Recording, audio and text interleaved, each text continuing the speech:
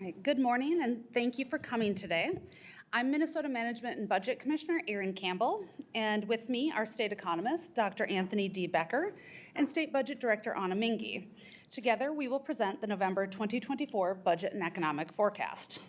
Before we begin, I want to thank Dr. Becker, who led the development of the economic forecast, his first since becoming State Economist after Dr. Laura Kalmbakidis retired from the position last summer. I also want to thank his entire economic analysis team, as well as Ahna Minge and the budget services team, and all of the other staff at MMB and state agencies who provided the information necessary to prepare this forecast. Minnesota is among the states that show a 4-year window into our state's budget and economic outlook in our twice-yearly forecasts. This is a benefit to us. Only 19 other states do this. We analyze a large amount of data to develop our forecasts, which represent the best financial projections that we can provide based on information available when we prepare them. In this forecast, we continue to refine our projections for the budget years FY 26-27, which will provide the essential information to policymakers who will use it to develop the next state biennial budget.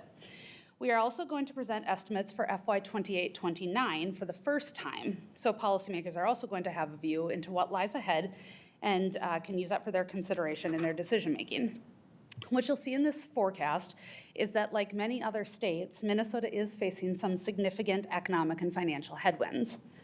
We'll talk about some specific factors in the coming slides, but one major economic underpinning that states have in common is that in recent years, federal economic stimulus dollars aimed at offsetting some of the financial impacts of the pandemic have boosted personal and business spending and related tax revenues. As the pandemic has ebbed and stimulus spending has fallen, states across the nation, including Minnesota, began seeing revenues return closer to pre-pandemic levels.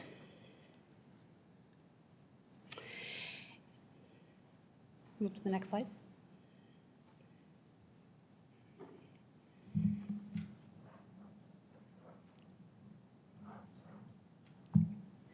In this forecast, we expect an available balance in fiscal years 26-27 of $616 million. That is $1.1 billion less than we had projected at the end of the 2024 legislative session. Spending growth continues to exceed revenues throughout the budget horizon, and this structural imbalance continues into the planning years, creating a projected deficit in the FY 28-29 biennium. When you look at the revenue forecast, we project lower than previously expected revenues from income and sales taxes, which are Minnesota's largest tax categories. And as I mentioned, state spending is expected to increase, led by spending for long-term care services, for people with disabilities, as well as special education services. It's worth mentioning that this forecast does not take into account the coming changes in federal leadership. We don't know yet exactly how and to what extent federal policies might shift or what impact those shifts would have on Minnesota's state budget picture. We may know more about that in February. Lastly, statutorily required allocations to the budget reserve leave us with the highest balance in the reserve to date. This will help us weather critical, unexpected events that might occur during the forecast period. Healthy reserves are, of course, an important part of Minnesota's commitment to financial planning. This slide shows the FY 26-27 budgetary balance for this forecast in the middle column compared to end of session estimates on the left, and the column furthest to the right shows the difference between the two. The projected balance at the end of fiscal years 26-27 appears under the lowest horizontal line. As you can see, we now forecast a positive balance of $616 million for fiscal years 26-27, and that's after the statutory transfer of $264 million to the budget reserve. At the bottom of the slide, you can see what the balance would be if we did not include discretionary inflation in the totals. Discretionary inflation consists of the estimated cost to maintain the current service levels. It's important to note, however, that the 2025 legislature would have to appropriate those funds, as these increased levels of spending do not occur automatically under current law. If inflation were not added to those line items, we would expect to end fiscal years 26-27 with a balance of $1.5 billion instead of $616 million. Any unspent balance from FY 26-27 rolls over into the next budget period, being FY 28-29, meaning new spending in this upcoming legislative session would reduce the amount available to soften the projected deficit in FY 28-29. This next slide is designed to help visualize what we're seeing happen over the forecast horizon. So let's start with the column in the dark blue on the left of the slide. This shows the $3.8 billion projected balance from FY 24-25 that we expect will carry over into the next biennium. That becomes the starting balance in FY 26-27. Moving to the next set of blue columns, our starting balance of $3.8 billion in FY 26-27 is reduced by the size of our structural balance, or the amount that spending exceeds revenues. That reduces the balance by $2.2 billion. When you include an estimated $926 million in spending for discretionary inflation, we're left with a balance of $616 million that is available in FY 26-27. If left unspent, this balance would be available to carry forward into FY 28-29. Let's look at what happens in the yellow columns on the right, representing fiscal years 28-29. Keep in mind that we're starting that biennium with $616 million of carry forward from FY 26-27 if it's not spent this legislative session. And just to state the obvious, this is clearly a lot less than the $3.8 billion that we anticipate beginning this coming biennium with. So our financial picture is more constrained from the very beginning of FY 28-29. During fiscal years 28 and 29, we expect spending to exceed revenues by $3.5 billion. If we were to take out all the inflation, both from FY 26-27 and 28-29, we would see a projected deficit of about $2 billion. But when you add in that inflation, we'd be left with a deficit of $5.1 billion. Constitutionally and statutorily, Minnesota is required to enact a balanced budget for the coming biennium, or the biennium that we're planning for, and that, of course, is FY 26-27, where we do estimate the small surplus. But as you can see, spending decisions that are made this legislative session will have impacts on the planning years, and we are anticipating some challenges in those years. It will be especially important for policymakers to take the long view when making budget decisions this year.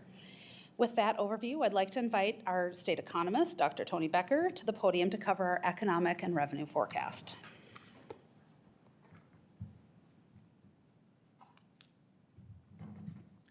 Thank you, Commissioner Campbell. I'm Anthony Becker, the Minnesota State Economist. I'm going to start with a review of the U.S. economic outlook and significant changes since February, move next to Minnesota's economy, and then finally turn to the details of our new revenue forecast. Since Minnesota's budget and economic forecast was last prepared in February of this year, the outlook for the U.S. economic growth has improved somewhat. In the near term, robust growth in real gross domestic product in 2024, combined with easing financial conditions, has prompted S&P Global Market Intelligence to raise their GDP forecast for 2024 through 2026. However, in the longer term, there are indications of a cooling labor market, and the forecast is for real GDP growth to slow over time. In the first chart, we show the S&P forecast for annual growth in real GDP. The light bars show the February forecast, and the dark bars show the history and the current forecast. The Bureau of Economic Analysis now estimates that real GDP grew by an unexpectedly strong 2.8% annual rate in the third quarter of 2024, and S&P expects some of that momentum to carry into 2025. As a result, S&P now expects real GDP to grow 0.3 percentage points faster than they did in their February forecast, with average annual real GDP growth over the period 2025 through 2029 also revised upward by an average of 0.2 percentage point per year. The U.S. inflation rate, as measured by both the Consumer Price Index and the Federal Reserve's preferred measure, the core personal consumption expenditure index, continues to fall. Inflation has already decreased significantly without the economy experiencing aggregate job losses. The current baseline forecast depends on a continuation of the Federal Reserve's current policies. S&P expects the Federal Reserve will lower the federal funds rate target by another 25 basis points this year. Moving forward, S&P expects the Fed to lower the federal funds rate target gradually until it reaches a range of 2.5 to 2.75% in early 2026. This monetary easing is conditional on inflation approaching the Federal Reserve's target rate and on a further cooling of labor markets. If inflation persists above the forecasted levels, the Federal Reserve may act less aggressively in lowering interest rates than assumed in our baseline forecast. Higher interest rates would tend to reduce private investment and some forms of consumer spending, dampening GDP growth.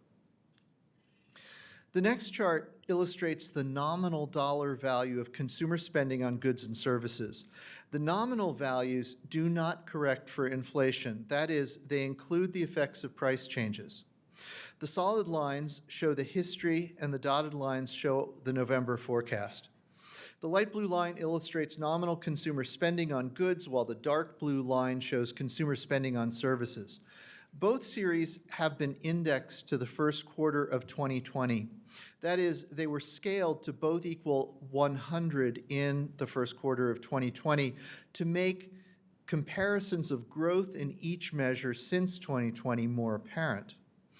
For many years, consumers have been allocating increasingly smaller portions of their budgets to goods and increasingly larger portions of their budgets to services, including housing and healthcare services. From 2020 to 2022, this trend was temporarily interrupted by the pandemic, as higher goods prices, combined with increased quantities of goods purchased, raised total goods spending, while at the same time consumers' services spending was constrained. S&P expects the share of consumer spending on goods to decline further through the forecast period. They also expect the share of spending on housing and healthcare services to reach record highs in 2026. The BEA's updates to the national economic accounts announced in September 2024 included substantial revisions to the historical data for 2019 through first quarter of 2024. We now know that consumer spending on durable goods was not as strong as the BEA previously estimated. The November forecast reflects both the lower history and a lower near-term forecast for consumer spending on durable goods. S&P expects consumer spending on durable goods to increase 4.7% in 2024, that's in nominal dollars, and 5.6% in 2025. The shift in spending from goods to services has implications for the state's sales tax revenues, which I will mention again when we look at the sales tax revenue forecast. Moving to Minnesota's labor market, this chart shows the official unemployment rates for Minnesota with the dark line and the U.S. with the light blue line. The state's labor market has cooled somewhat from the record low unemployment rates and record high job vacancy rates that we experienced over the past 3 years. The unemployment rate in Minnesota remains low at 3.4%, 0.7 percentage points below the U.S. rate. However, since April, Minnesota's unemployment rate has increased from 2.7% to 3.4%. We will be tracking the state's unemployment rate and labor market conditions closely. Although the rate has increased in recent months, this is still a low unemployment rate compared to our history, and Minnesota still has a tight labor market with 1.8 job openings available for every unemployed worker in the state. In its forecast, S&P expects the national unemployment rate to rise to a high of 4.6% in late 2027. This is the rate they estimate represents full employment for the U.S. economy. Given S&P's outlook, it's reasonable to expect Minnesota's unemployment rate to rise slightly over this period too. At 67.7%, Minnesota's labor force participation rate is 5 points higher than the national rate and is fifth among U.S. states. The high labor force participation rate and relatively low unemployment rate means that growth of Minnesota's labor force is constrained. Domestic or international migration of working-age people into the state could ease that constraint.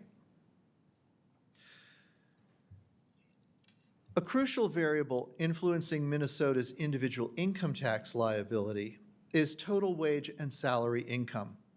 As employers work harder to fill open positions and businesses make investments in technologies that enhance productivity, wage and salary income per worker, or average wage income, is expected to continue to increase.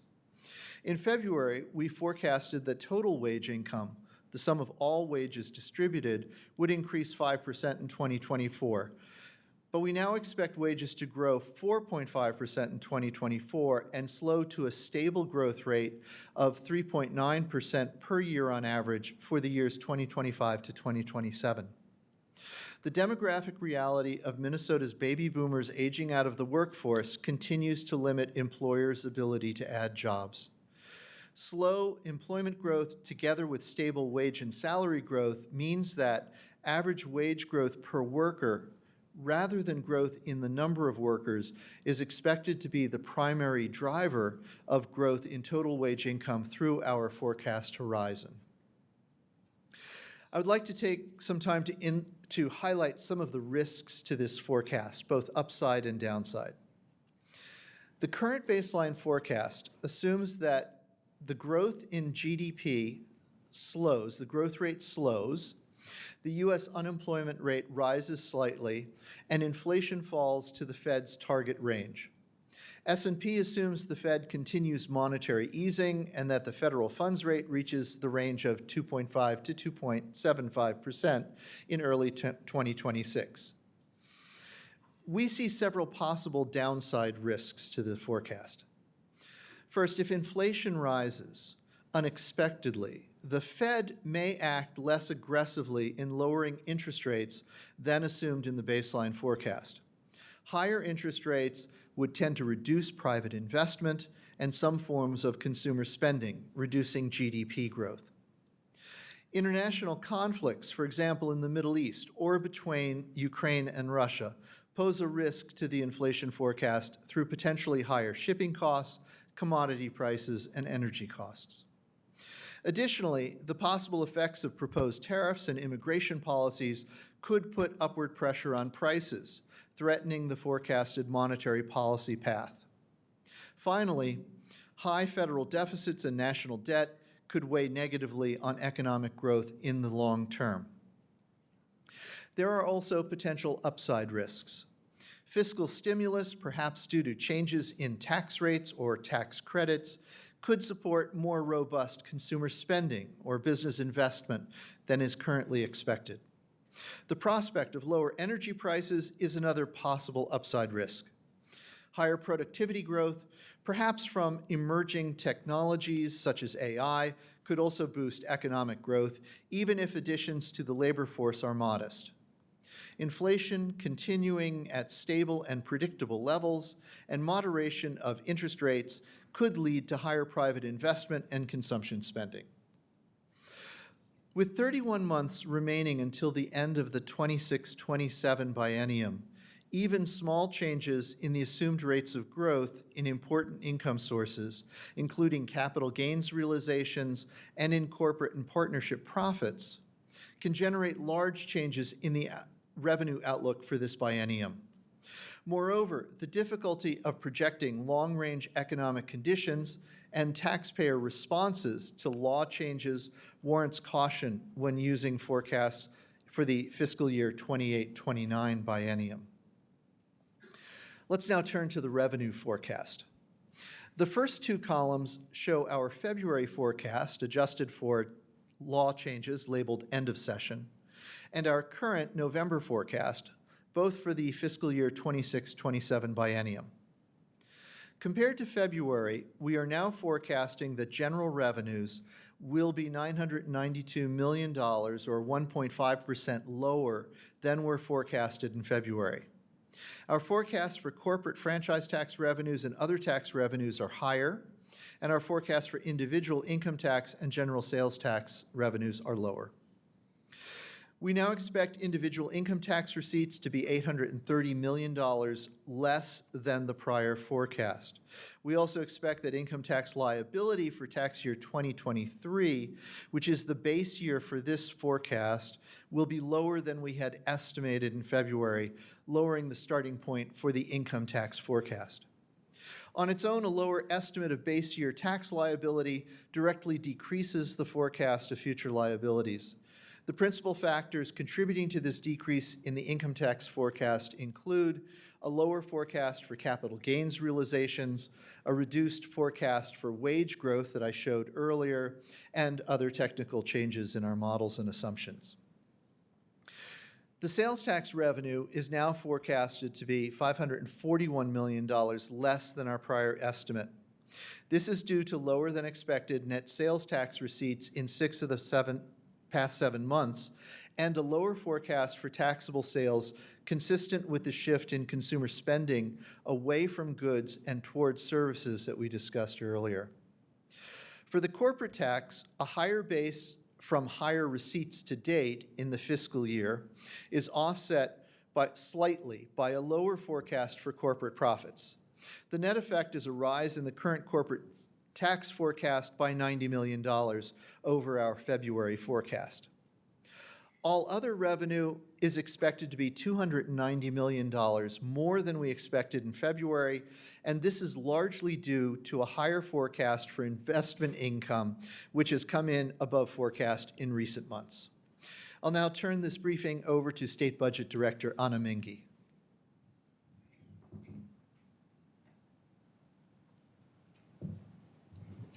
Thanks, Dr. Becker, and welcome to the team. I'm Ahna Minge, State Budget Director here at MMB, and I'm going to discuss what's happening on the spending side of the ledger. This slide outlines anticipated changes in general fund spending for the upcoming budget biennium, fiscal years 2026 and 2027.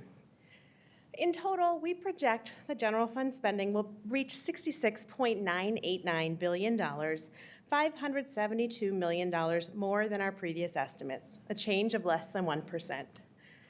While this table doesn't include estimates for the current biennium, 2024 and 2025, I think it's important to note that we are projecting lower spending in 26-27 than in the current biennium by over $3 billion as a result of significant one-time appropriations in 24 and 25. So let me walk you through the table to describe what's causing this change. The first line, E12 education, is our largest area of general fund spending. We project it will reach $25.4 billion in the upcoming biennium. This is an increase of $202 million, or about 0.8% from previous estimates. This increase is primarily a result of higher costs for special education, where we've seen preliminary data suggest that 2024 special ed costs grew by 9% over the previous year, compared to more typical increases of around 4 to 6%. The next line, Health and Human Services spending, is projected to reach $23.8 billion next biennium, a $388 million increase from previous estimates. Long-term care services for people with disabilities are projected to cost more than we previously expected. While some of this is due to higher enrollment, the larger driver here is higher average costs, which I'll discuss more in a later slide. On the next line, property tax aids and credits spending is $88 million above previous estimates, driven primarily by homestead credits being higher than previously expected. Property taxes are expected to grow faster than household incomes, which contributes to an increase in the refunds that the state is anticipating to pay. Spending for debt service on state-issued bonds is $129 million, or 9.5% lower than previous estimates. This is largely the result of the no bonding bill being enacted last session and a smaller than expected bond sale over this summer. Changes to all other areas of the state budget are relatively small, combined $59 million below previous estimates. So you'll see in italics, the forecast also includes an estimate of discretionary inflation for biennia without an enacted budget. So in this case, it's 26-27 and 28-29. We estimate this cost will be $926 million for the upcoming biennium, an increase of $81 million from previous estimates due to a slight increase in forecast CPI. This number is meant to be a guide for policymakers about the cost of funding current services in the wake of rising prices.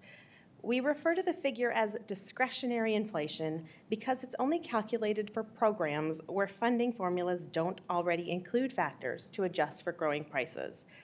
About 60% of the general fund is actually excluded from this calculation because inflation is already accounted for in other lines of the forecast.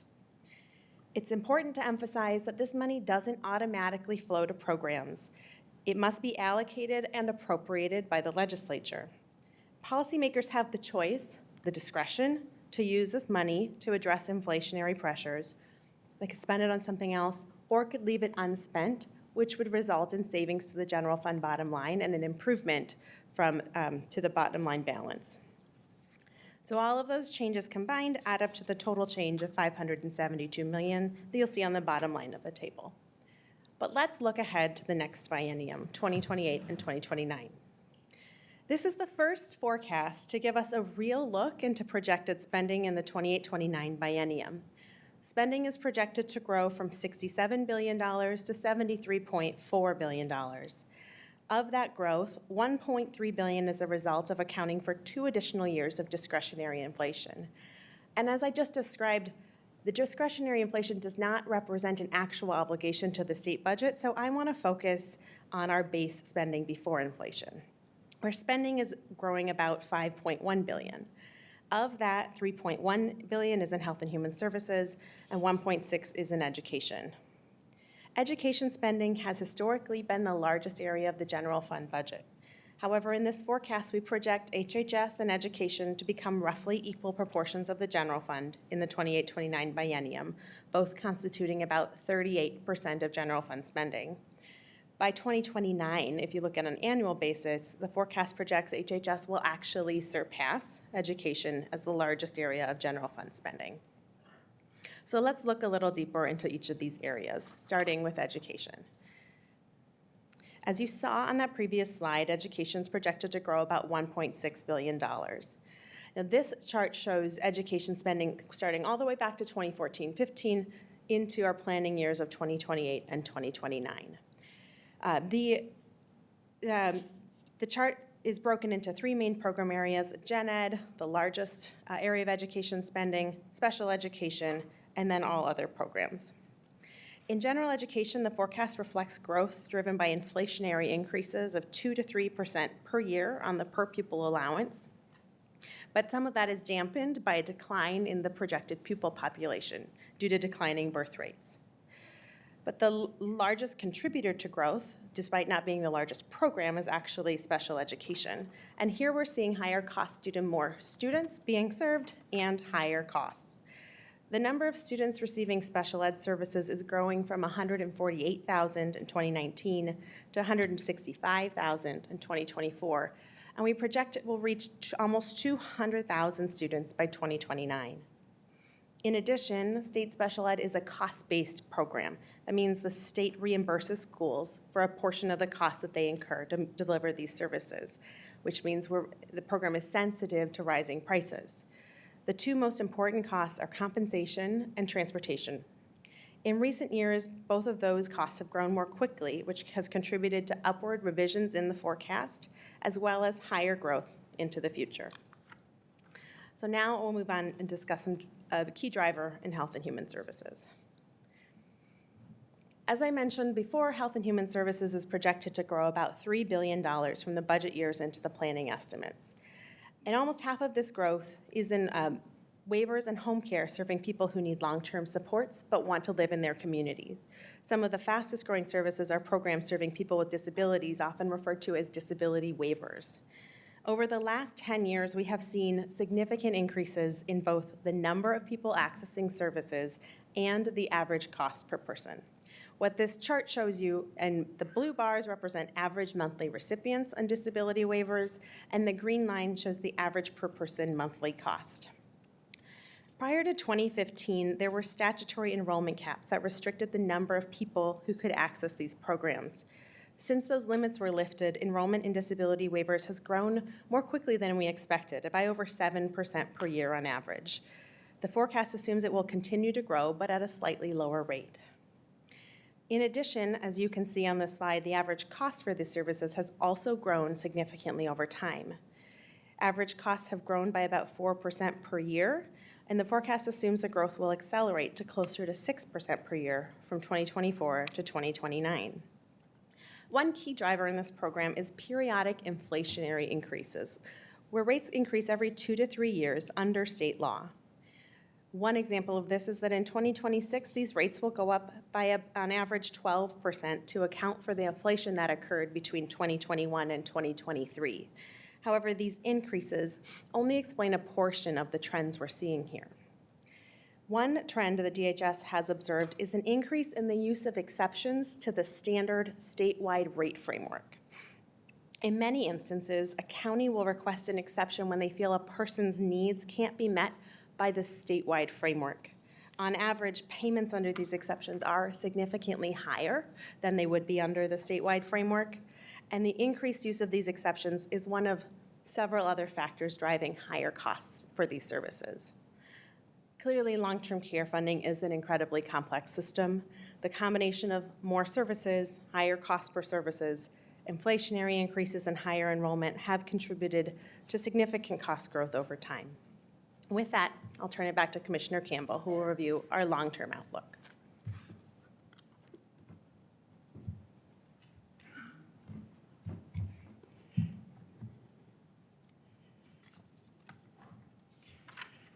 All right, thank you, Ahna. This slide shows the long-term budget outlook. It compares our forecast revenues against our projected spending for the coming biennium as well as the next, and that's without the impact of any unspent balances or transfers to our budget reserve. And as a reminder, this view is what we call our structural balance. While revenue is still projected to grow, we are seeing that in both biennia, projected spending is set to outpace forecast revenues. In fiscal years 26-27, projected spending is nearly $67 billion compared to $63.8 billion in projected revenues, leaving a structural imbalance of $3.1 billion. Then in fiscal years 28-29, total spending is projected to be $73.3 billion compared to $67.6 billion in revenues, creating a $5.8 billion gap. If you look to the far right, you see a column that illustrates that we do expect revenues to continue to grow by 2.8% annually, but you'll also see that we project spending, including inflation, to grow at a higher rate of 4.7%. And as you can see on the last line on the slide, the structural imbalance would be less in both biennia if we did not include the discretionary inflation. One of Minnesota's budgeting strengths is our commitment to healthy reserves to help weather unforeseen circumstances that can occur after a biennial budget has been enacted. Maintaining adequate reserves is important not only to prepare for the unexpected, but also to demonstrate to our rating agencies that Minnesota has strong financial management tools at the ready. Reserves are one factor rating agencies have used in awarding Minnesota's AAA credit ratings from all three agencies, which is amongst the best in the country. Maintaining Minnesota's strong credit ratings lowers the cost of borrowing. This chart illustrates the growth in our general fund budget reserve over the past 15 years. Since 2014, Minnesota has had a budget reserve target based on an annual analysis of revenue volatility. State law directs 33% of the November forecast balance to the reserve until the target is met. Our current target is 5.2% of general fund revenues in the current biennium. As you can see, our total cash flow and reserve amounts combined were about $1 billion in 2014, and right now they stand at slightly over $3.5 billion, which does include the $264 million added to the reserve in this forecast to meet the statutory target under Minnesota's nation-leading budget reserve policy. Before we close out, we wanted to share this particular slide one more time as a reminder of the financial picture in this upcoming biennium and the planning years. For the last year, you have heard us projecting a structural imbalance in FY 26-27. You see that depicted in the blue bars on the left, where we also project a small surplus of $660 million. What we're seeing for the first time in this forecast is that the structural imbalance is expected to grow in fiscal years 28-29, resulting in a projected deficit in that biennium. Clearly, a deficit of this magnitude would prove to be a considerable challenge for future lawmakers. But here in Minnesota, we have the benefit of forecasting over a 4-year window, giving us access to an incredibly valued resource, which is time. Not only do we have advance notice to spot a problem on the horizon, we also have ample time to take action and change the trajectory. We hope the November forecast provides policymakers the knowledge and opportunity to plan ahead and make thoughtful and deliberate budget and policy decisions that maintain our state's strong financial footing. With that, we'd be happy to answer any questions. Commissioner, you used the word deficit this time. We all had a debate about that last time. So officially it is deficit. And talk to us a little bit more about how concerned you are about that actual projected deficit now. Yeah. And maybe just to add a little bit more color, as you recall last time we had projected positive balances in both of the biennia in the forecast window. This time we do actually see a projected deficit in 28-29, which is why we're using that language. I think, I mean, clearly that we have to realign the budget to make sure that spending and revenues match. And so, I think that the fact that we have plenty of time to do that, and we have a lot of information to do that well, I think that it's good to have information to inform our decision-making, but I am confident that we can address the problem. Commissioner, do you see any scenario whereby we could go into a deficit situation in 26-27, or if all the potential problems in 28-29? I understand this involves risk factors, but can you give us an assessment of that? Yeah, and Ahna can speak to this in terms of spending increases. I think that we generally anticipate that we'll catch a lot of those spending increases in the November forecast. We will have the February forecast, and those will be better numbers that legislators can use to help set the budget. And though there is some risk, but the fact that we have $616 million, I mean, that's still considerable resources on the bottom line, especially if we look back historically at past forecasts and what's been available.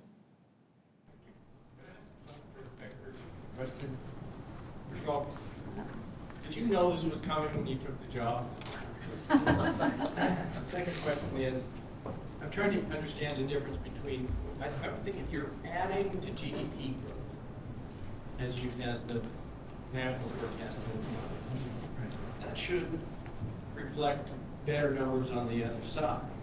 And I know that you then showed us the sales tax issues and the income tax issues because of income growth. But when I saw that you were adding to GDP, I thought that should make the numbers look better than this. So first off, I have no buyer's remorse. Okay, so yes, GDP growth is up a little bit, but that's only one part of the picture. The other part is that there were some substantial revisions in a number of other areas that were announced in September, and that has caused us to change several of our other components of forecast. So, for example, I mentioned that durable goods are down from where we thought they were back in February, and that the forecast for those going forward is lower. The other thing is that we're dealing with some specialized data for Minnesota's economy, and our labor force growth might not be as high as the growth of the labor force in the country as a whole. And what this means is that we might not be able to expect our total wage and salary number to rise as fast as it might in the rest of the country. And so GDP growth is good, but it's only a part of the story. Would I address corporate profits as soaring? Corporate profits, I can tell you, have exceeded the professional forecasters' expectations quite frequently. That is a potential upside risk to our forecast. If that pattern continues, we could see more corporate franchise tax revenue than we are expecting. But right now, we're going with the forecast that S&P has for that. What about income tax? It's down slightly. Do we know why? Are people making less? I have enough people moved. What's behind the income tax slide?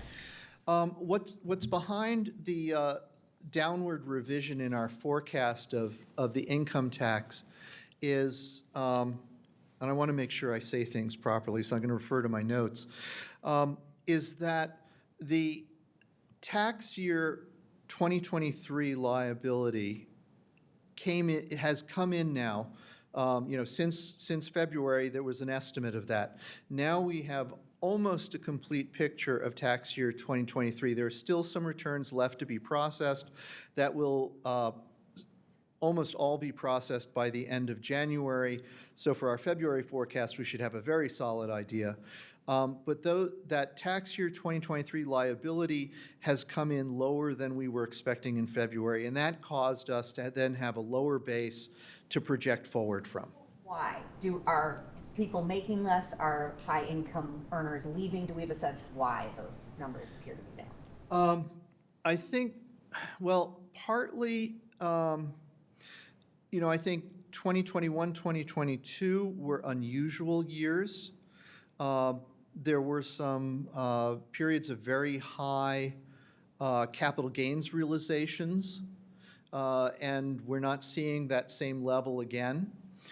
So that we've got really the idea that, that more recent history was exceptional, and I think now we're going back down to where we were pre-pandemic. That inflation piece is a pretty big part of the structural imbalance. Can you speak a little bit about how that's projected, especially with the incoming president, whose policies, like tariffs, could cause that inflation to grow? For discretionary inflation, we are using CPI. And so relative to, in terms of the impact of a new president's policies, we don't know what the impact of that is at this point. We don't know exactly what the policies are. We don't know what the impact is on the state of Minnesota. And so at this point, I think it's just too early to say. Do you expect that to be pretty volatile?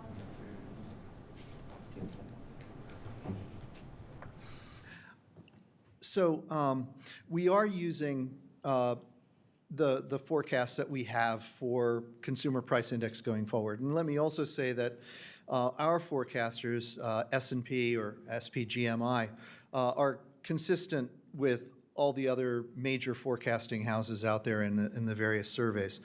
Now, as for whether some of the proposed policies or discussed policies are going to be inflationary, at this point, we really don't know because we don't know exactly what those policies are.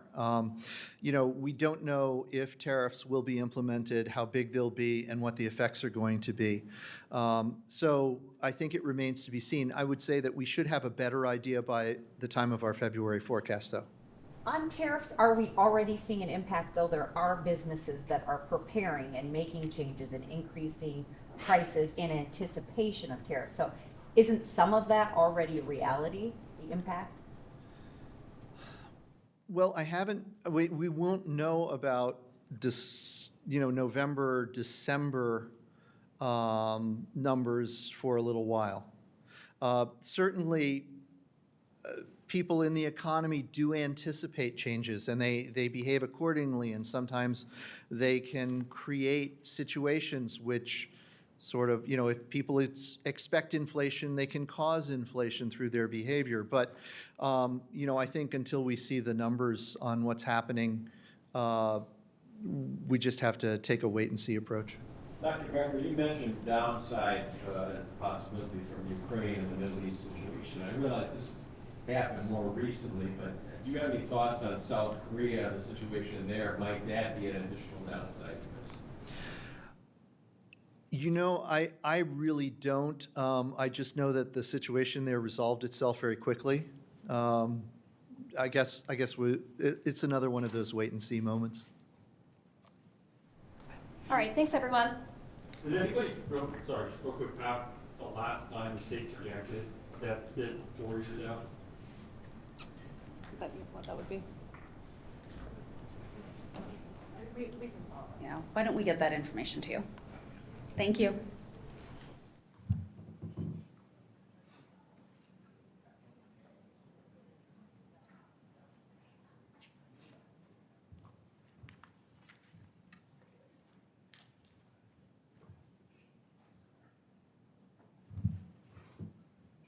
Good afternoon, everyone.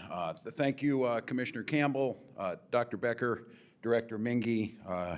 Commissioner Marquardt is here also from the Department of Revenue.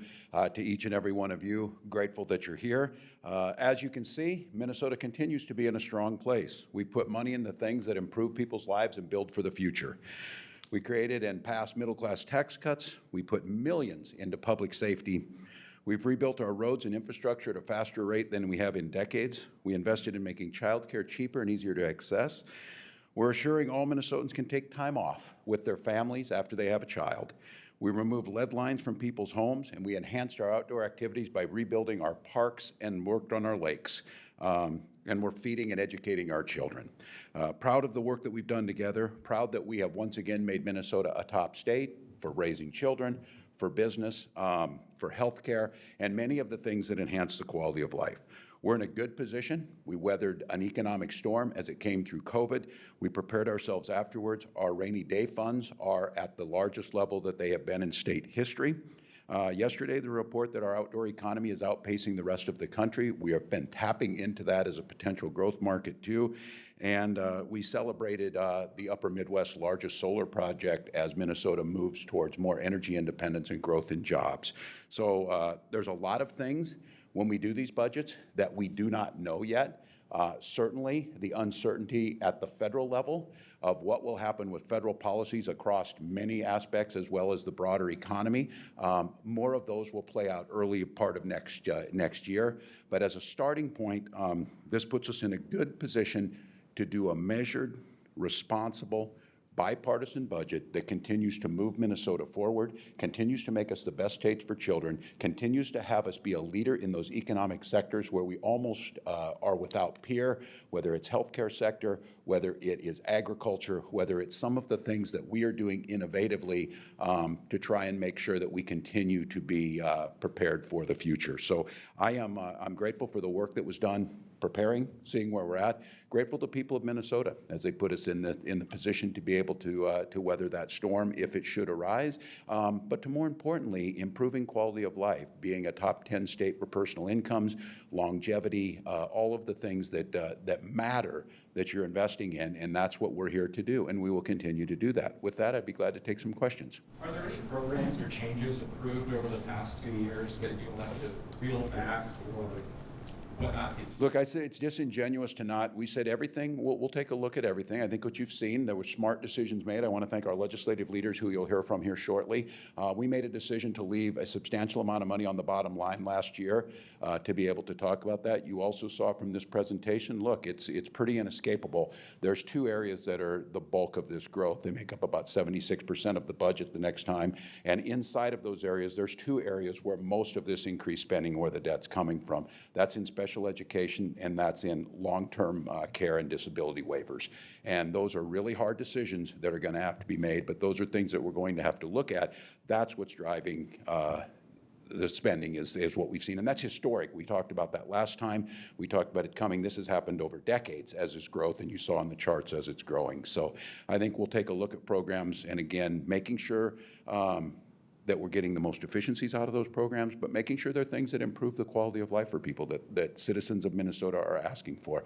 But I don't think any of us should should look past. We are going to have to all have a deep conversation about those two drivers and what do we do to ensure that we're providing, because look, all of us agree, we need to provide that quality of care. I would also note, though, those two are heavily driven by federal policy, federal regulation about having to deliver those services. In the case of special ed, we are obligated to deliver that, and when that law was passed, the federal government promised us 40% of the cost.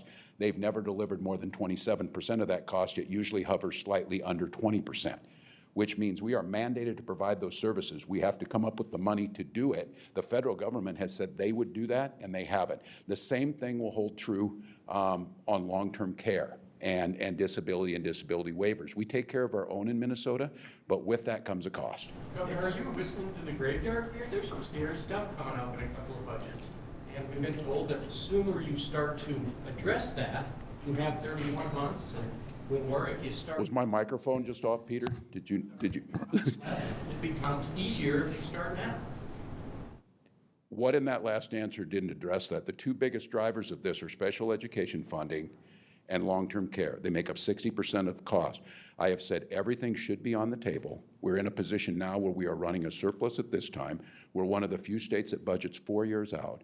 We have historic bottom lines. What I want to be clear about is our rainy day funds could make that look like it wasn't there, especially if we didn't honestly budget around inflation. It would be zero. This is not a rainy day. This is a over-the-horizon budget issue of growing costs in an aging population and more people accessing services, especially around autism and things that are being negotiated. So very clearly, those things are going to have to be addressed, but this is not light your hair on fire that things are there. This is a stable, balanced budget with AAA bond-rated state with some of the highest labor participation rates and growing incomes that we need to address. What does it look like in an aging population with new things coming on board? That's what I'm going to make sure a budget addresses that, and we have over the horizon. I would remind folks that slide that's up there, by the time we get to that, that will be an entire another a different president by that time. So there's a lot of things in between there. We have the benefit of time, but we've had a task force on this, and we have put out potentials to address this in the past. But what I'm saying on this one is, this is going to be hard choices that are going to have to be made bipartisanly to try and tackle this long term. Governor, should the state have left more of the $17 billion surplus on the bottom line in anticipation of these increased costs of an aging population that you're mentioning? What was that? I'm saying should the state have left more of the $17 billion surplus on the line to cover these increased costs of the aging population? No, the public wanted them back. We sent the money back to them. We paid off our UI insurance. We paid off the stadium. We invested in education, roads and bridges, all those things. Had we not done some of those things, the revenues are less because you're not getting growth. Again, for the budgets where we would leave the next biennium with a surplus, as you saw, 6.6. We do something that most states don't do. We look over the horizon to be able to address it. And so I'm certain that those children who are getting meals in schools or the people who are getting health care that they needed to get, those were things that we wanted to invest in. Now it gives us the opportunity to look over the horizon. How do we continue to deliver those services? Are tax increases on the table for you? Look, at this time, it's too early to do that. I think it's when I see people make responses to these, this is about responsible budgeting, something Minnesota's been able to do bipartisanly. I don't think you can come into a negotiation being disingenuous and saying, well, I'll do everything except this and I'll cut this off. What I have said, we're not going to compromise on values. We're going to make sure that we protect people and the things that they need, but we also are going to have an honest conversation. What does it take to make this happen, to get that proper structural balance, but also to make sure we're growing for the future so that folks in the middle class see more buying power, more access to health care, better opportunities, better jobs. Mary? For the first time in your administration, you have a commissioner who's saying there is a projected deficit. I haven't heard you say the D word, deficit. Yeah. Can you specifically address now what is a projected deficit? Yeah, you saw it up here from the commissioners. Once we do the 4 years out so that we've seen it, look, we will finish 26, 27 with a surplus. This is the years out. And I will go back to this again. 76% of the budget is in the two areas of HHS and education. The bulk of the spending in there that is increasing and outpacing inflation is disability waivers and long-term care and special education. And we can look across the spectrum, but this is the thing that you hear on the federal budget. Well, we have a national debt. Well, cut all foreign aid, and that will fix the national debt.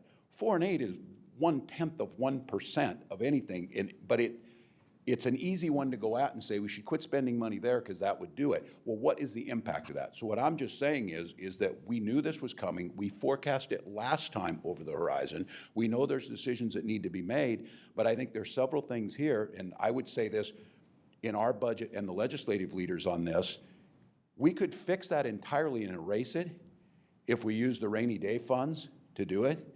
But this is not a rainy day. That's not what those funds are for. We have time to address this structurally without negatively impacting the services that we're providing to people, but it's going to take some hard decisions.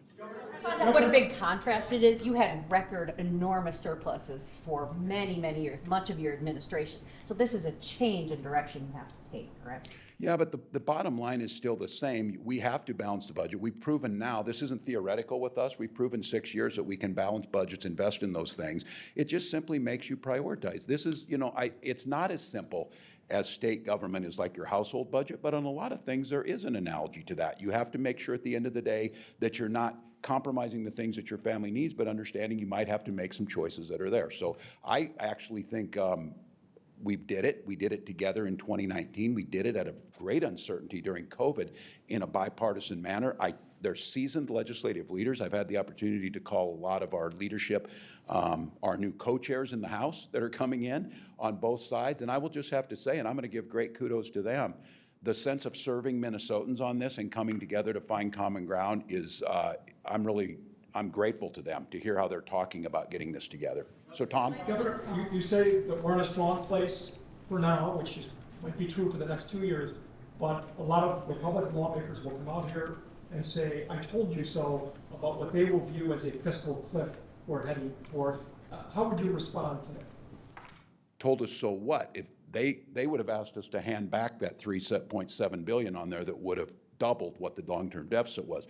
If you notice on here, when we give tax cuts and property tax things, we count that as spending, and that is something very different. The one thing I don't know if they come out here that we should factor into this, factor in the unknowns. They should be incredibly confident because we're being told that we'll see 4 to 6% GDP growth under the new president. I certainly want to help make that happen. I hope that's so. If that happens, that changes all of the calculus. The knee-jerk reaction to come out and say, we told you so, look, we understood that what's driving this has been out there for a decade or more, this increased growth in those two areas. Again, I would ask you that, if they come out here, a bold proposal, let's cut an entire agency and get it out. You could cut many entire agencies in their entirety and not make a dent in what that is because of where the costs are on long-term care. It's that simple. Caroline, but the spending increased significantly last biennium, and It decreased 5% this year. we're structural imbalance, which is spending exceeds. State budget decreased 5% this year. So how do you address the structural imbalance, which would lead to the deficit if you don't cut spending? When spending exceeds revenues? That's the discussion that happens during the session. But you say you don't want to make cuts to, some. I didn't say that. I said, no, I didn't say that. I said that you're going to do these things. Are they going to cut our long-term growth? Are they going to hurt families? Are we going to address what the biggest thing here is?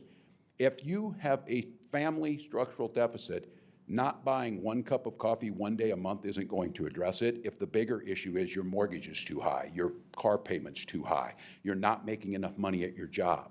So what I'm saying is to be realistic, to come out here and say, well, you should have cut these things that you did. The things that were added, many of them haven't even kicked in yet to be a part of that. We knew that this was coming because these long-term changes in these major programs, we're an aging population.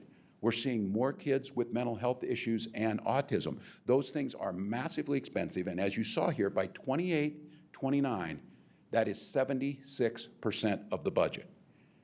Everything else in there, transportation, DNR, corrections, public safety, all of that makes up the 24%.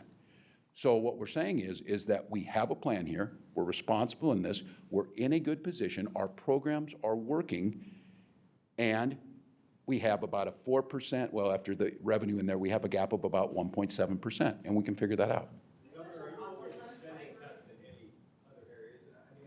That's what a legislative session's for. I understand the point that you're making in terms of long-term care. The Republicans are saying no automatic budget increases, no dramatic growth in government employees. The question would be, are you open?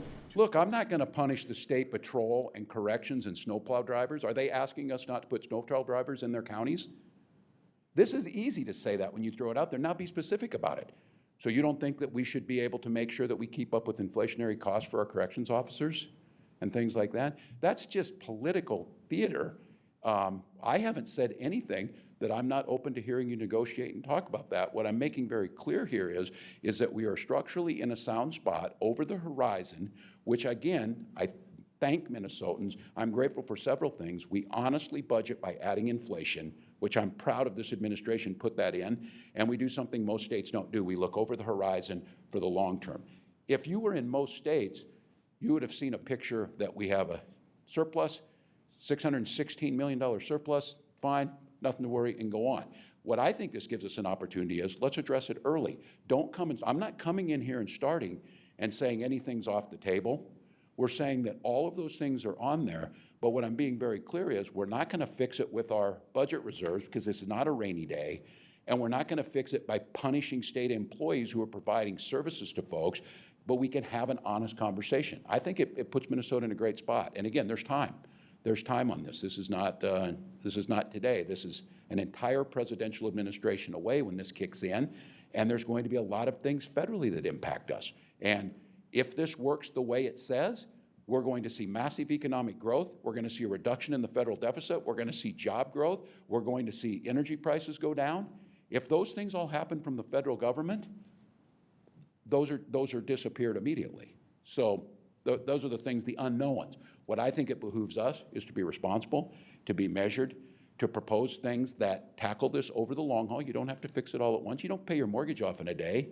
You pay it off over time in things that you can handle, and I think that's the way to approach this. Governor, you mentioned autism twice as examples of an area where demand is increasing for services, but there's been reports and concern that some of that explosive growth has been driven by fraud. So can you respond to what your administration's status of that, what your administration is doing?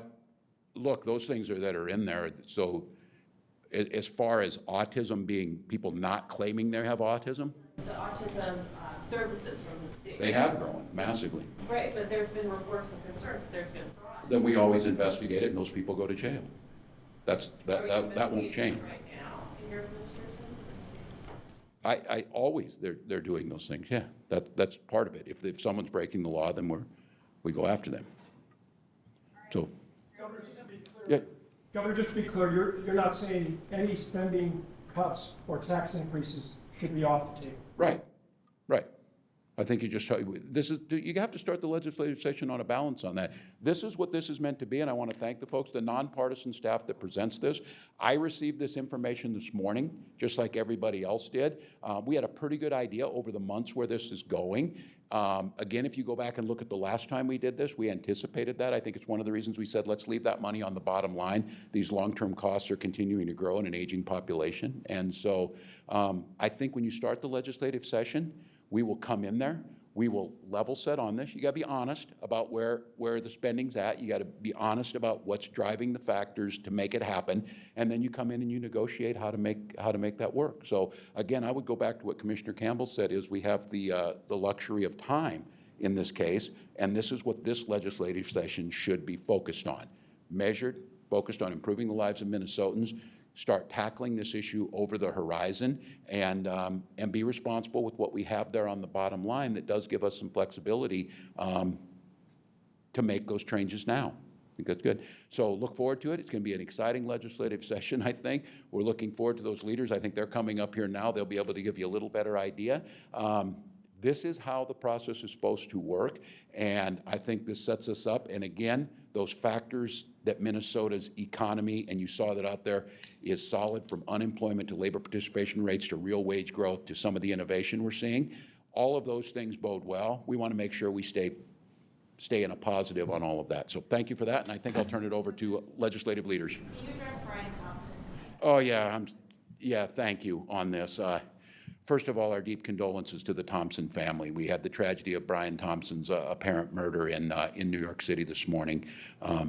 Sending our thoughts to the family, our thoughts to the United Healthcare family that's out there, and then our state law enforcement and BCA are providing whatever they can do if there's a part to be able to be helpful in that. They've already been contacted. I know they're working with their federal partners. But yeah, tragic situation. And as we hear more information, we'll certainly make sure we get it out. Have you met with him before? Thank you. I have. I knew Brian. Tragic. And as I said, some of it's still preliminary on this, but figure out what was behind this and follow through, making sure someone's brought to justice, but just our deepest condolences to the family. Horrible tragedy. With that, I think I'll turn it over to leadership.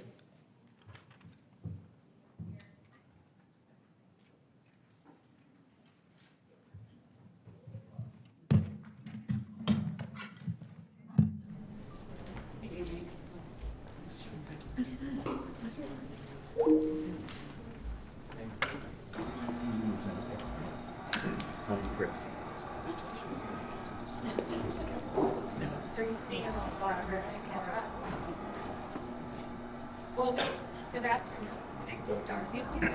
Microphone's off. Rainy day over.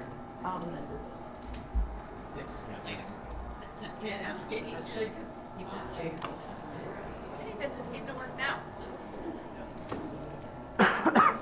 Full power. Yes, there's batteries.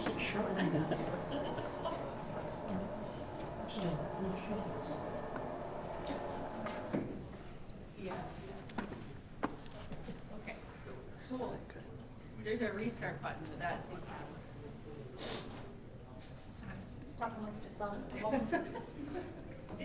Too, right? The lights went out also? You can hear me? There you go. Okay, were the lights like this the whole time, or is it possible to speak to one another in light? I mean, look, I can, oh, that's a little better. Okay, well, good afternoon. Today's budget forecast shows a $3.7 billion surplus in the current biennium, a 616 million positive balance in the upcoming budget cycle, and our highest budget reserve to date, with another $3.5 billion set aside. Over the last 10 years, over the budgets that Democrats have helped to enact, you have seen DFL leadership has led to budget surpluses and large reserves. The pro-worker policies of the last 2 years will benefit Minnesotans for years to come and ensure they have even more opportunities and tools to build better lives for themselves and their families. In just a few weeks, on January 1st, even more DFL policies will kick into effect to help families afford their lives, including banning junk fees and capping copays on insulin, inhalers, and EpiPens at $25 for a 1-month supply. As we look ahead to the next legislative session, DFLers will continue supporting workers and families because we know that's the best way to build a strong economy. While corporate profits continue to grow, as shown in this forecast, Minnesota workers are not receiving their fair share of the wealth that they create. We have to focus on lowering costs, reducing stress in people's lives, and building an economy with jobs that have wages and benefits that can support a family. There are a lot of cautionary notes and uncertainty in this forecast, especially in the long-term portion of the forecast. The American Recovery and Reinvestment Act accomplished its mission, and the U.S. economy weathered the COVID pandemic and its aftermath. It's clear that post-COVID spending patterns are returning to the pre-COVID patterns, where we're spending more on services, which are generally not taxed. We're spending less on goods, which are generally taxed, and we're seeing that in the state budget. And with consumer purchases moving back to services, you can see that impact on the state budget. DFLers enacted a policy change to incorporate inflation into the budget, which provides us with a much more realistic and honest picture of our budget and the ongoing costs of providing just level services to Minnesotans. While the long-term forecast shows reason for concern, there are also significant concerns about what a second Trump administration could do to Minnesota's economy. We saw in the first Trump administration devastating impact of the trade wars that Trump started on Minnesota's agricultural sector. We know also that Donald Trump has enacted tax cuts that have benefited billionaires and corporations at the expense of everyone else.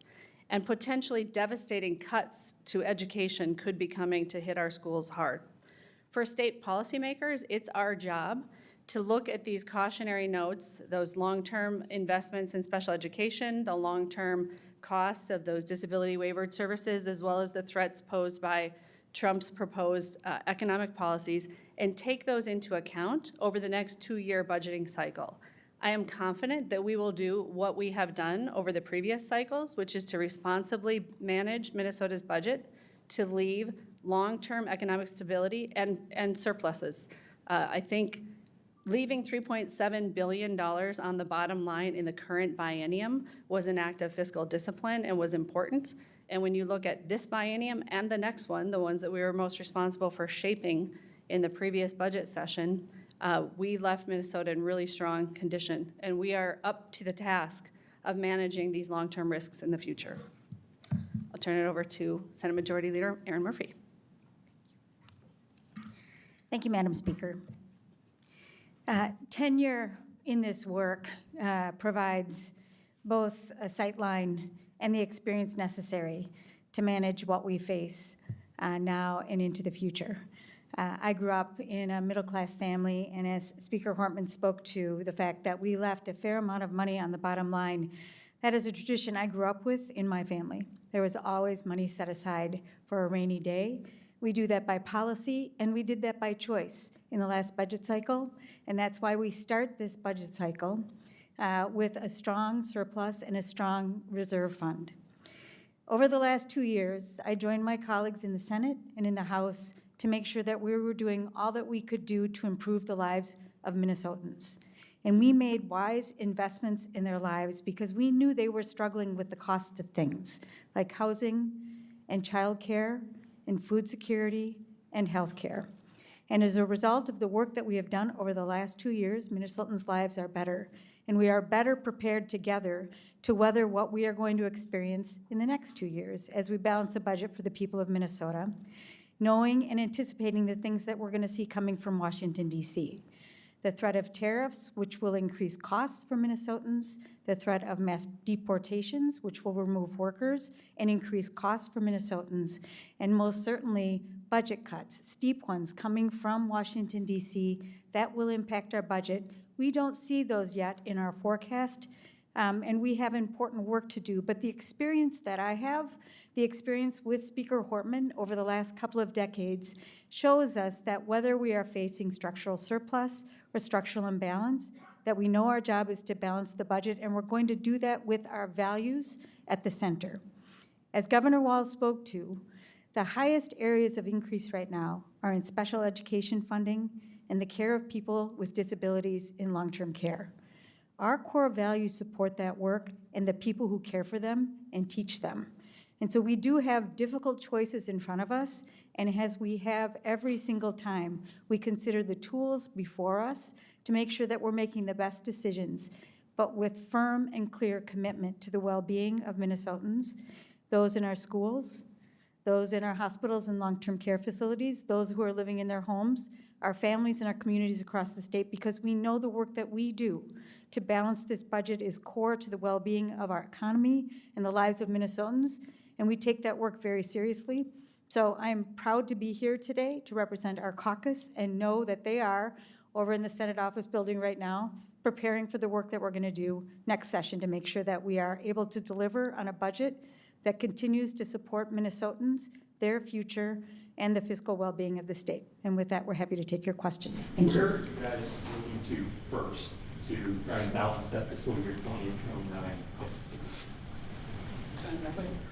Can you repeat your question? I couldn't hear you. Where are you guys looking to first to try and balance that fiscal year 2029 deficit? Go ahead. Well, I think it's really important to note that the budget that we are tasked with balancing this year is the 26-27. The 28-29 is beyond a horizon where we budget for. So the next session that we're going into, we have the projected $900 million cost of inflation to keep level services, and then a $616 million projected positive balance for that time period. So we certainly have our eyes on 28 and 29, but it would be very premature to start budgeting for a budget period that's beyond the horizon. It's in a horizon, as you heard the state budget director say, that only 19 states even look at. So it's really smart for Minnesota to take a look at those years, but we're not going to be enacting that budget this year. I suppose better way to break that would be to use how you spend to prepare. So, we have been in this place before. I remember my second or third term, we had a $6 billion budget deficit. And we worked with Minnesotans, and we worked with legislators and the administration at the time to make sure that we could balance the budget. It was very, very difficult work, but we did it. We've got our eyes set on the budget that we need to set for these next 2 years. We're in strong financial position to do that work. We will have our eye on the next 28 and 29. We have to. We have to understand what's driving it, and we have to understand how to rectify that. We will do that work. I want to either of you, or both of you. The governor mentioned those two areas, and you mentioned them as well, these areas of spending that have a lot of long-term care, disability waivers, special education. Those are really hard to save money, both for federal rules, and these are very sympathetic constituencies for all your members. Is that really some place you can look to, as the governor suggested, to save money? Or do you have to go look at that 24% of the budget that isn't in HHS and education? I think we always, Peter, have to take a look at everything, and we have to be balanced in our approach. We have known, right, that these budget increases, especially when we think about people with disabilities in long-term care, were growing. They've been growing over time. And I will say the legislature has done a lot of work to make sure that we are doing right by Minnesotans with disabilities and the people who care for them. And we're seeing the result of that in some budget growth. So that's where we have to look. But we will be wise in terms of the entirety of the budget to make sure that we're not making cuts that slow growth in the economy or hurt families. And this is a place where we have to look.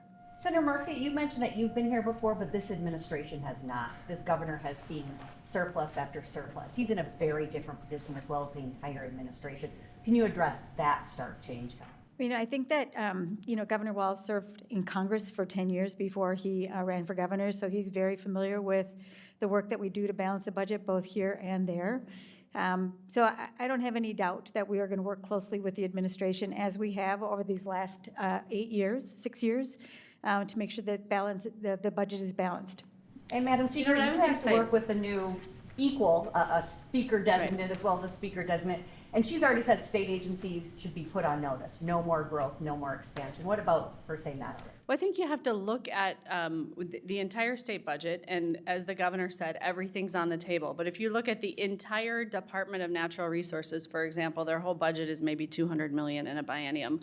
The Department of Agriculture, closer to $100 million. Minnesota Housing Finance Agency in the tens of millions. So when you look at really getting a hold of the growth area in services to folks with disabilities and services to senior citizens, you have to look at the biggest areas of spending if you're actually going to tackle the problem in front of us. So I think we have to figure out, how do we take care of people, especially the most vulnerable, and the people who care for them. I mean, when this is the hardest work that there is, and do that in a way that respects those people and the values that we have, that we have the resources to take care of those folks. It will be a very tough job to figure out how to manage it for the long term, but I think our values say we are going to take care of those folks, but we are going to have to be really innovative in those big budget areas, because even if you eliminated the Department of Agriculture and the DNR and the PCA and honestly the AG and the legislature and the governor's budget,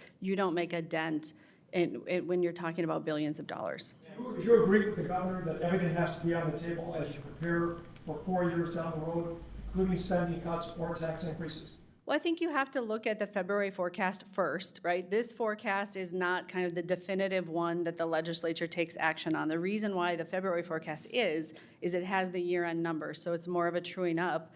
We should have some idea what's happening with the Trump administration, so we might have better data there.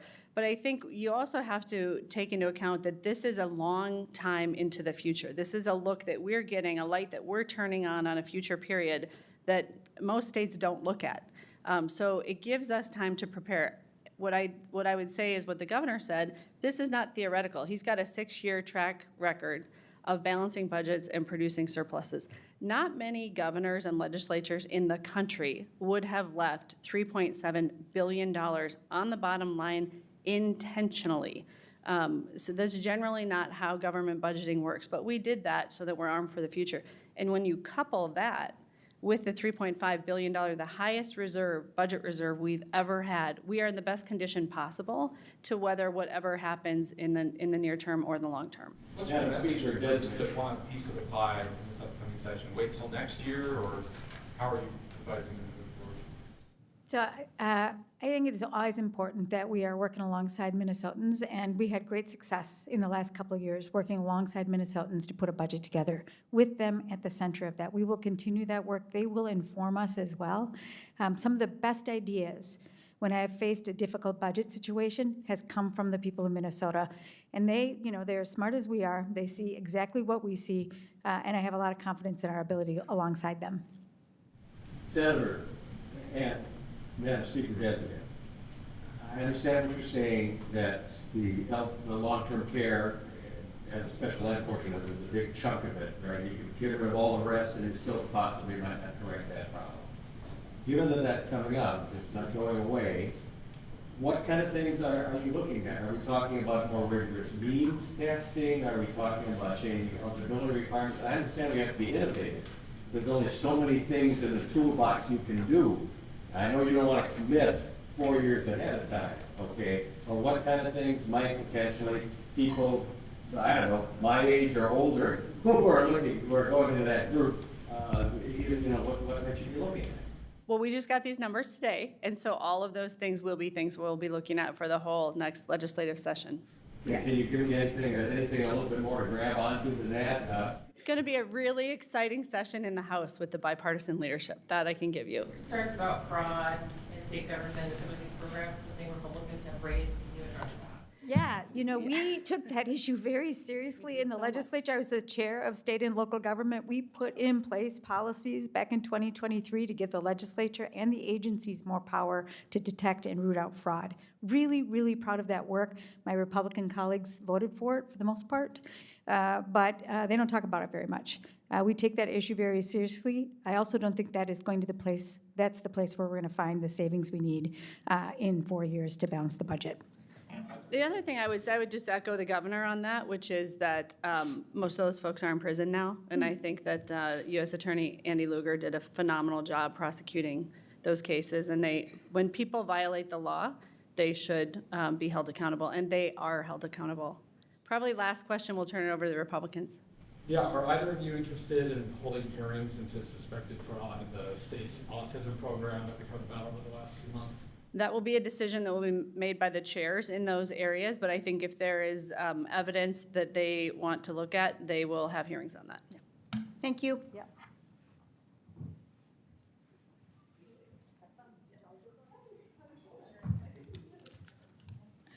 Good afternoon.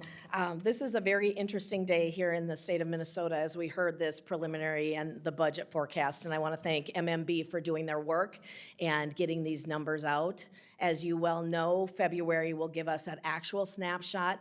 But the results that we saw with this budget forecast that came out today is exactly what House Republicans have been warning for the last 2 years would be the case. Not only did we warn this, but we know that MMB had also urged the legislature to use caution in any future decisions. But here we are with a looming deficit. Democrats ignored those warnings from Republicans. They ignored the warnings from their own party's administration. And now, again, we have that looming $5 billion deficit projected just a few short years. Instead of listening to those warnings, Democrats went on that spending spree, spending our $18 billion surplus. And instead of sending it back to overtaxed Minnesotans in the way of tax relief or other methods. We also know that that wasn't enough for a full one-party Democrat control in the state of Minnesota. They chose to raise the state budget by taxing Minnesotans and adding on fees another $10 billion.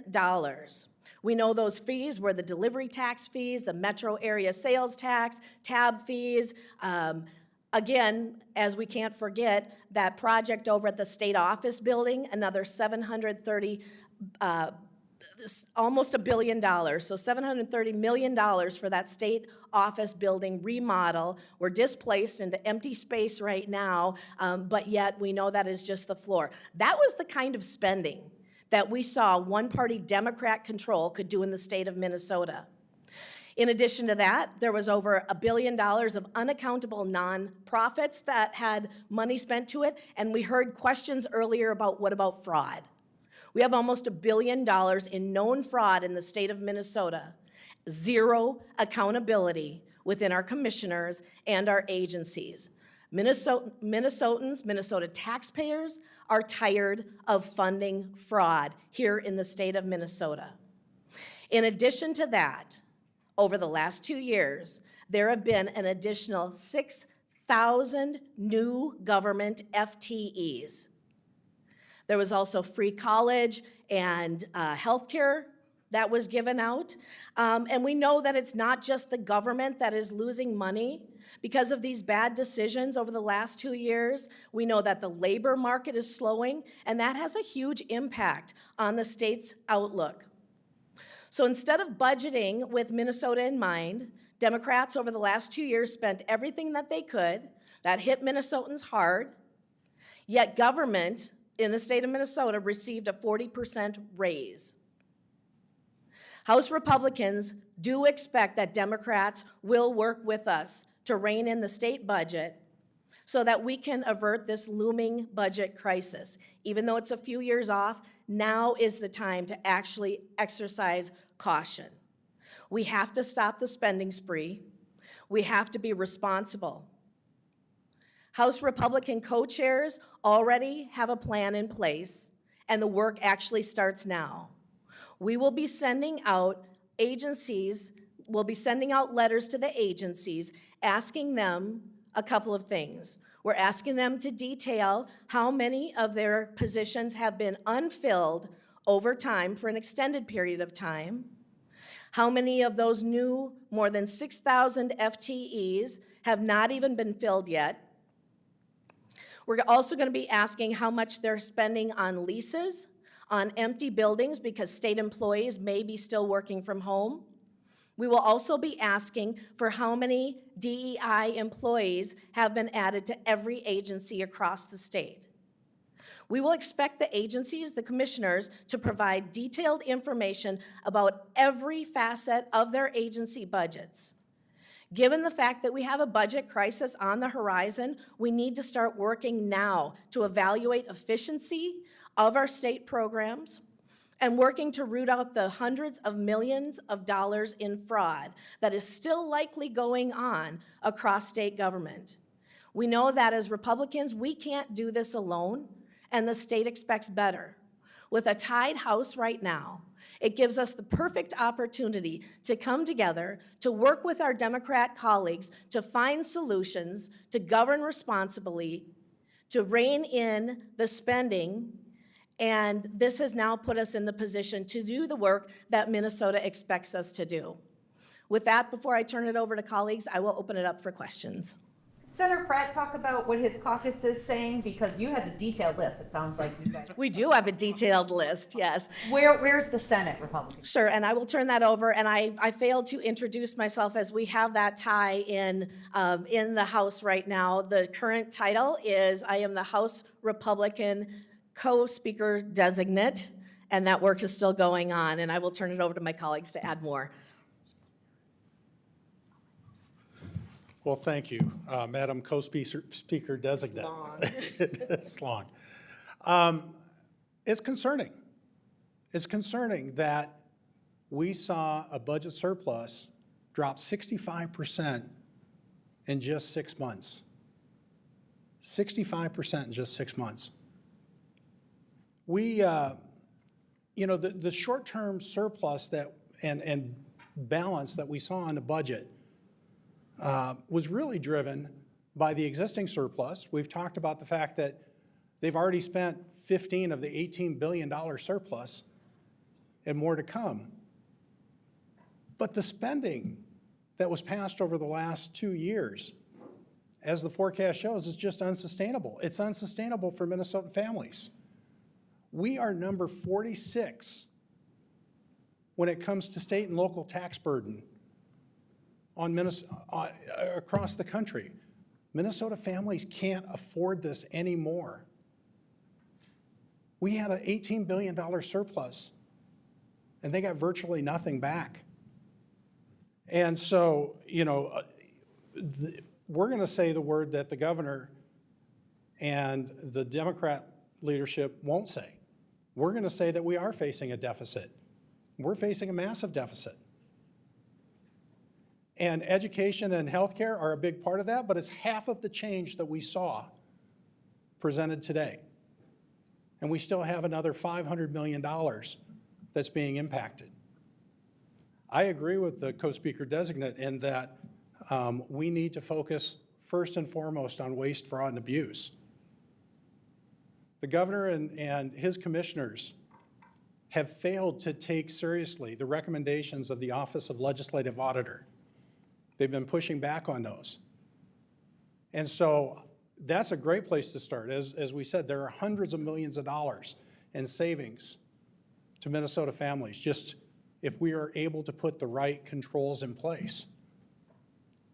But I'll tell you, from the Senate perspective, we're still focused on making sure that we heard Minnesotans say they need help with their family budgets, and we're going to be putting their family budgets ahead of some of the other requests that come in.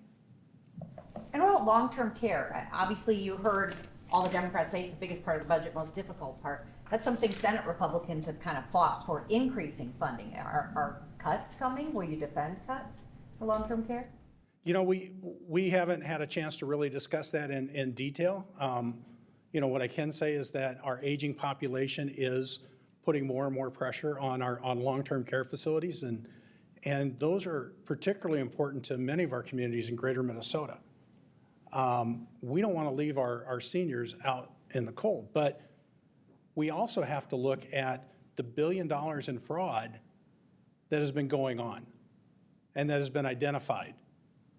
We've got to talk about the impacts that we have in continuing to tax Minnesotans to the point that we are one of the 4th or 5th worst states from state and local impact. We got to look at the mandates that we passed. It was interesting that the governor talked about Medicare, or the federal mandates on health care and special education, but Democrats were silent on the concerns that we heard from local governments and our school districts when we passed state mandates onto them. And now we're seeing property taxes go up, and many school districts having to cut their budgets. So, as everybody said, we've got a lot of work to do, but we do, in fact, have to look at the 28-29 budget cycle. We can't say we're just, as my colleague said before, we can't just look at balancing this 2-year cycle. We do a 4-year cycle just for that very reason, so that we're not scrambling and that we're very thoughtful and planful about how we address future budgets. Do you agree that tax increases and spending cuts all need to be on the table, or does it all need to be on the spending side? I just don't know how we can ask Minnesotans to spend more. We just had Democrats in charge of the entire state government, and they raised taxes $10 billion. And in spite of a $10 billion increase in taxes, we're still facing a $5 billion deficit. How much more can we ask Minnesotans to pay? We have to take a look at the spending and the decisions that were made by Democrats on party line votes over the last 2 years. So no new taxes, Representative Davis? We're going to be looking at everything, but as you have heard, the increase to taxes and fees on Minnesotans already was too much. Minnesota does not have a revenue problem. We have a spending problem, and that is resounding loudly. We have to control the spending, get rid of the fraud, ask those agencies for accountability. If dollars are going into those agencies that are either being wasted or unused properly, that's where we're going to start doing those reductions and savings. Then we'll talk about it. I do not see any new taxes on the horizon that will hurt Minnesotans. Yes. Sure. The governor was very adamant. He said, we're not going to punish state employees that bring essential services. He mentioned snowplow drivers, which I guess is somewhat appropriate today, or will be. So my question to you is, your chamber is going to have the deciding vote on this to say no, okay, in one way or the other, regardless of what happens with that Supreme Court election business. But are you going to say we've got that there's no state budget unless we trim all the way across the board in some way, shape, or form? You know, I think this is going to be a very unique year that we're not going to just say, a reduction all the way across. What we're going to do is we're going to look at every agency, look at where those dollars are being spent. What are we allocating? Are we wasting money? Is there abuse? Is there fraud? Are there savings in one area that we could apply to another area that's shorter? We're going to be looking line by line on this enormous state budget that has grown 40% in the last 2 years under full Democrat control. We will be looking line by line in all of that. The early work that we are asking the agencies to do will help inform those decisions. That is why it is very important, as those letters go out in just a couple of days, that the agencies are responsive in a timely manner, because co-chairs in the House of Representatives, Republican co-chairs, are going to be bringing in an accountability for every single agency, small to large. When you talk about looking at DEI within agencies, unfilled FTEs, and fraud, do you have any sense of what percent of the deficit that would address?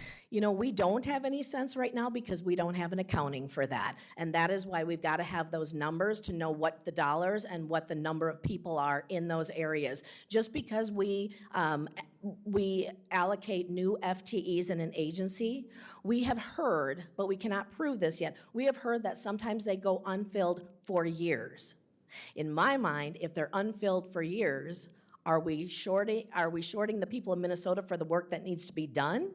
Or do we have FTEs unfilled and that money is just sitting with those in those agencies? We've got to have an accountability on it. As soon as we have that, it will address how much of the deficit will need to be handled or could be handled by reducing what is being wasted right now. When you say DEI employees, do you mean people leading DEI programs? Like, what do you mean by that? We know that there were a number of new FTEs, and I don't have the number yet, we're waiting on that, for the diversity, equity, and inclusion. We want to make sure that we are treating people right, that we are hiring people because they are able to do the jobs that they're being hired for. But if we have added in additional FTEs, specifically in DEI, across every agency, that should be able to be streamlined. If we're duplicating work, that could be streamlined and reducing the number of FTEs. Beyond the state budget, the agencies I'm talking about, where do you think there might have to be trimming in the long-term care? I realize this is a couple of budget cycles into the future, but do you have any thoughts on that now? We know that our long-term care has faced concerns and shortages over the last 2 years. House Republicans worked very, very hard, along with our Republican colleagues in the Senate in 2023, to secure nursing home funding. In greater Minnesota specifically, our nursing homes were shutting down. There were not places for people that actually needed that care for loved ones, and that was being shortaged. We were able to secure just $300 million, and that was not a fix, that was a Band-Aid. And then there is continued work going on in that area. The comparison I like to use with that is finally fighting for nursing home coverage a little bit and an increase to get them through. We were able to secure the $300 million, but yet it was without a blink of an eye that Democrats chose to spend $730 million on half a block in St. Paul on the state office building. That is the inequities that we are seeing. We will make sure that we do everything within our power to take care of the most vulnerable in our state in the way that they need to be taken care of, and get rid of the waste in other areas that is absolutely ridiculous. Can you take care of that problem with cutting waste in other areas? The governor says, no, you can't. That there's going to have to ultimately long-term be a conversation about what are we going to do about long-term care waivers that's really driving this whole thing. And I understand you don't want to commit, that far ahead, but maybe you have any thoughts from Minnesotans on what you might look at to get that under control? Looking at how we need to help in those areas, we will look at absolutely everything. I think it's kind of disingenuous that our governor would have said that we can't do it. I think we need to look at areas where there's waste and fraud and move it to areas that are most vulnerable. We will look at every possibility of helping specifically the most vulnerable, but all of those core requirements and the core responsibilities of government across the state. We don't just want it focused in one area. We want to make sure that we are meeting the needs of Minnesotans across the state in a fair way. This is for the senator who just said something I'm confused by. You said that you want to tackle the 28-29 deficit now. You can only do that by working on the 26-27 budget. So walk through the math here. Do you have a target in your mind? You want to hit now $5 billion surplus in the 26-27 budget to tackle, as you said, the 28-29 deficit? Is that where the numbers that you're going to be, negotiating with over the next few weeks, few months? Let me. So, are we going to be able to tackle the entire $5.2 billion deficit? I don't know. But when we do our budgeting for this 26 budget, right. that if you want to tackle 27 or 28-29 now, you can only do that with the current budget. 24-25 is done. 26-27 is on the table. So what is your number? What do you want then in 26-27? I don't know what that number is. What I'm saying is this was in response to something I believe the other co-speaker designate mentioned, that we will only be looking at the 27-28 biennium. But yet, historically, we've always looked at the impact on the tails when we do the current year budgeting. And to suggest that we kick that can down the road until we get to it is the part that I'm talking about, that we need to start looking at not just balancing this year's budget, but also what are the long-term ramifications of those decisions that we make for this budget cycle. 26-27 last year. I'm sorry, what? You didn't last year you didn't balance 26-27. I understand we didn't balance 26-27 and look at the situation we're in today. And we needed to be more cognizant of the impacts on 26-27 when we did the 24, now I've got my years mixed up, 25-26 biennial budget. And I think that goes to some of the misguided decisions that Democrats made when they were putting together that spending plan. Do you think, given the current trend, that the February forecast might wipe out the remaining $616 million surplus? That's hard to say whether it will or won't. I mean, we do see changes over the years. I don't know what the February forecast is going to be. I think it's going to be pretty close to what we saw today. We might see a little bit of upside. We might see a little bit of downside. The story is that we've changed our bottom line balance, dropped 65% in just 6 months. We had a forecast just 6 months ago, and it dropped by 65%. So, Tom, it very well could wipe it out. We could see a little bit of upside, but I think we're going to be pretty close to where we're at today. Can new leader, Niska, could you talk about your new members? Because that's part of the reason you're in this co-speaker situation is some of those new members. What kind of appetite do they have for cuts or changes in state government? What are you hearing so far from them? Well, sure. And My name is Harry Niska. I represent Ramsey and Andover, and I'm the deputy leader of the Minnesota House. First, I want to emphasize, I think, what Speaker Damath, I think that's easier to say. Speaker Damath was saying about what this really says from a big picture level, which is the Democrat policies have put Minnesota on an incredibly precarious path long-term. And they can talk today about the drivers that are driving state spending, but those are problems they chose not to address when they had a trifecta and a $17.5 billion surplus. Instead, creating a situation where we're swinging from that kind of a surplus to a $5 billion deficit in 3 budget cycles. So that's what I think our new members are most concerned about is how did that happen? How did one-party Democrat control increase taxes and increase spending in such a way that we have swung from, again, a historic surplus to what looks like now maybe not a historic deficit, but a historic policy-driven deficit. So I don't think there's a lot of appetite from those parts of Minnesota that now elected Republicans after seeing what that Democrat trifecta did. I don't think there's a lot of appetite in those areas for more increased spending, increased taxes, increased regulation, which is kind of what has driven us into this in the first place. I did want to talk a little bit briefly about where we're going in the future, because I think that the decrease in tax revenues really does point to some significant problems in our long-term economy that are created by the Democrat policies as well that are going to potentially make this even worse. We can't continue to spend more money and damage the private economy in our state that pays for that government spending. And that's a big concern that we should all be taking away from this, this budget forecast as well. Not only are the Democrat policies massively exploding the size and scope of government spending and regulation, it's also constricting the private sector, the private economy that we need in order to pay for that.